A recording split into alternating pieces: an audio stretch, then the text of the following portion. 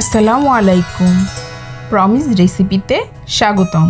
আজকের আয়োজনে আপনাদের জন্য থাকছে মুড়ি ঘন্ট।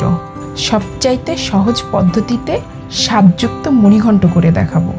তো উপকরণে কি কি থাকছে এক নজরে দেখে নেওয়া যাক। আমি এখানে বড় কালীবাউস মাছের মাথা নিয়েছি। সাধারণত এটা রুই, কাতল এমনকি বড় মাছের মাথা দিয়ে হয়। তো আমার কাছে সবথেকে বেশি টেস্ট লাগে যে মাছটা, আমি সেই মাছের মাথাটা নিয়ে নিয়েছি। এখানে লাগছে গোলমরিচ ৬-৭টা, সাদা এলাচ নিয়েছি ৩টা, লবঙ্গ নিয়েছি 3টা, দারুচিনি নিয়েছি 2 টুকরো, তেজপাতা 2টো মাঝখান থেকে ছিঁড়ে নিয়েছি, ধনিয়া পাতা, ডাল এবং পাতার অংশ কেটে আলাদা করে নিয়েছি, ঘি নিয়েছি 1 টেবিল চামচ, সর্ষের তেল নিয়েছি আমি এখান থেকে হাফ কাপ নিয়ে নিব, 2 টেবিল চামচ করে জিরা পেস্ট, আদা পেস্ট, রসুন পেস্ট নিয়ে নিয়েছি, 4টা মরিচ মাঝখান থেকে চিড়ে নিয়েছি, 1 চা চামচ করে নিয়েছি ধনিয়া জিরের গুঁড়ো, মরিচের গুঁড়ো, লবণ আমি স্বাদ অনুযায়ী নিয়েছি, হলুদ নিয়েছি 1 চামচের কম, টালা জিরের গুঁড়োটা আমি 1 চা চামচ ব্যবহার করব, পেঁয়াজ বেরেস্তা নিয়ে নিয়েছি, পেঁয়াজ কুচি নিয়েছি হাফ কাপ, সোনামুগের ডাল নিয়েছি 1 কাপ। এবার রান্নায় চলে যাই। চুলোয় একটা প্যান দিয়ে দিয়েছি। প্রথমে ডালটা ভেজে নিব। ডালটা ভেজে নিয়ে আমি পানি দিয়ে ভিজিয়ে রাখবো 10 থেকে 15 মিনিট। ডালটা নেড়ে চেড়ে ভেজে নিতে হবে, নইলে পুড়ে যেতে পারে। সুন্দর যখন একটা স্মেল আসবে তখন বুঝতে হবে ডালটা ভাজা হয়ে গিয়েছে। ডালটা এইভাবে ভিজিয়ে আমি 10 থেকে 15 মিনিট রেখে দিব। তেল দিয়ে দিচ্ছি হাফ কাপ পরিমাণ। তেলটা গরম হয়ে এসেছে, মাঝে এবার পেঁয়াজ কুচিটা দিয়ে দিলাম, গরম মশলাটা দিয়ে দিলাম, এই পর্যায়ে মরিচটা অ্যাড করে দিলাম। পেঁয়াজে যখন হালকা কালার আসবে তখন আমি বাটা মশলাগুলো দিয়ে দিব। গুঁড়ো মশলাগুলো দেওয়ার আগে সামান্য একটু পানি দিয়ে নিব। এবার আমি গুঁড়ো মশলাগুলো দিয়ে দিব। মশলাটাতে 2-3 বার পানি অ্যাড করব আর মশলাটা খুব ভালোভাবে কষে নিব। রান্নার টেস্ট নির্ভর করে মশলা কষানোর উপরে।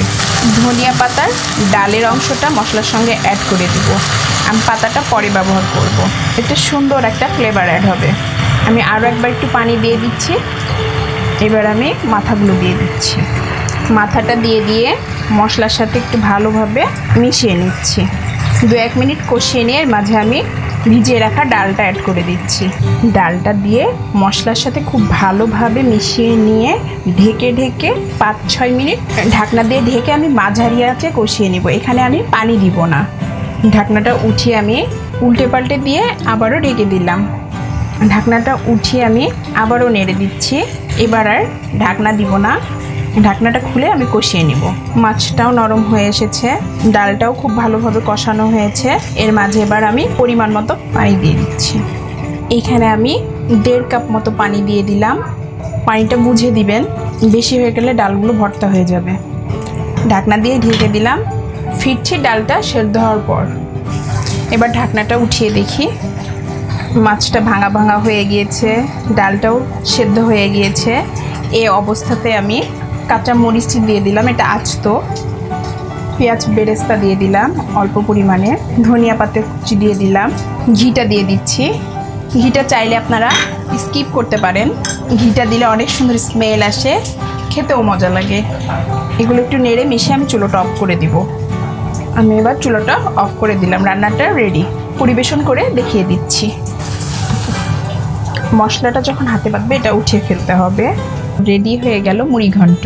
আমি এটা সার্ভ করার আগে টালা জিরের গুঁড়োটা দিয়ে মিশিয়ে নিয়ে তারপরে বাটিতে সার্ভ করে নিয়েছি। এবার এর ওপরে একটু পেঁয়াজ বেরেস্তা ছিটিয়ে দিব। অবশ্যই বাসায় এটা ট্রাই করবেন এবং কেমন হয়েছে জানাবেন। রেসিপিটা যদি ভালো লেগে থাকে সাবস্ক্রাইব করুন প্রমিস রেসিপি। আল্লাহ হাফেজ।